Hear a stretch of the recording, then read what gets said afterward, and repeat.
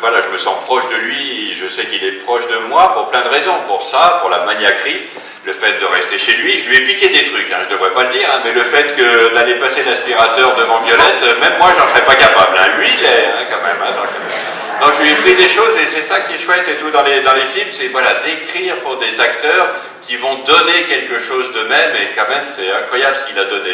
Et on a en commun quand même le fait d'être arrivé à la cinquantaine, comme ça, sans enfant quand même, hein. Maintenant, bon, moi j'ai un beau-fils, mais quand même d'arriver sans enfant, il y a quand même toujours à la fois une nostalgie et en même temps une impossibilité, d'être toujours sur ce terrain. En effet, voilà, c'est difficile de vivre ensemble, mais il y a quand même une nostalgie. Moi, des fois, je me dis, mais c'est pas vrai, la maison de retraite, il vaut mieux avoir des petits-enfants qui viennent vous voir qu'avoir des bobines de films autour de soi. Je n'aurais fait que des films, c'est n'importe quoi.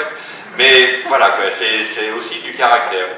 Et l'envie de raconter ça. Comment ce personnage si maniaque, si vous avez vu sa maison, hein, donc c'est vraiment la maison de Batman, hein, moi j'aime beaucoup Batman, donc c'est vraiment ça quand même avec son majordome.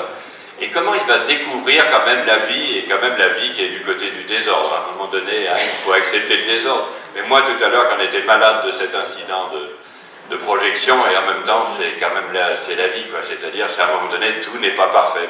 Moi c'est pour ça que j'aime la mise en scène, hein, c'est-à-dire au moins là, c'est quand j'ai décidé un truc, on le fait.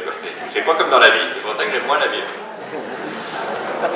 D'ailleurs, il y a une belle réplique qui dit « La vie, c'est le chaos naît de la vie », en tout cas, c'est la même phrase. C'est le sujet. Et puis montrer des choses, hein, mais qu'on a en commun. Moi, c'est drôle, vous voyez, metteur en scène, on représente par les acteurs. Hein, ça a été Isabelle Carré, hein, dans Les Émotifs Anonymes, hein, qu'ils soient garçons ou filles, c'est pas la question. Hein, c'est dans les acteurs qu'on se représente, on leur livre des choses. Hein. Et là, Benoît Poelvoorde, voilà, c'était lui livrer ça, et il y va quand même vraiment franco, hein, quand même. Par exemple, quand il danse avec Virginie Efira, on peut dire, mais il est couillon quand même, et tout de s'en aller, et tout ça, quand même. Il est avec Virginie Efira, quand même. Hein. Et en fait, moi, c'est moi, quand même. Hein, voilà, et tout, d'arriver à dire, ça fait longtemps que je ne l'ai pas fait, enfin, ça fait une éternité que je ne l'ai pas fait, voilà, j'ai peur, excuse-moi, et tout ça.